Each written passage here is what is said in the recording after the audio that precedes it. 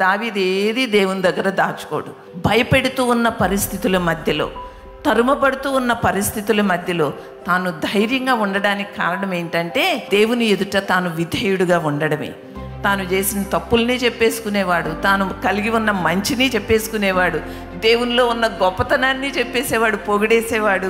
ఒక్కోసారి దేవుని దగ్గర నుంచి సమాధానం రాలేదనుకోండి, ఏంటో నువ్వేం మాట్లాడలేదు నాతో, అది కూడా చెప్పేసేవాడు. యెహోవాయే నా కేడుము, యెహోవాయే నా కొండ, యెహోవాయే నా కోట, యెహోవాయే నా శైలము, ఆయనే నా దుర్గము, ఆయనే నా ఆశ్రయము అని తన చుట్టూ ఉన్న భయాన్ని గొల్పే పరిస్థితుల మధ్యలో దావీదు ఎలా అయితే దేవుని ఎదుట విధేయుడుగాను, మనుషుల ఎదుట తన చుట్టూ ఉన్న పరిస్థితుల మధ్యలో ధైర్యమును కలిగిన, నమ్మకము కలిగిన వాడుగా ఎలా కనుపరుచుకున్నాడో, అలాగే మీ పరిస్థితులు అనేవి మిమ్మల్ని ఈరోజు లోకంలో ఉన్నవానికంటే నాలో ఉన్నవాడు గొప్పవాడు అని చెప్పడానికి ఏదైతే మీకు అడ్డు వస్తూ ఉందో, ఏ నోటి సాక్ష్యం అయితే మీరు ఇంకా చెప్పగలిగిన స్థితిలో లేకుండా మిమ్మల్ని అడ్డుకుంటూ ఉన్న పరిస్థితులు ఉన్నాయో ఒకసారి ఆలోచించుకోండి.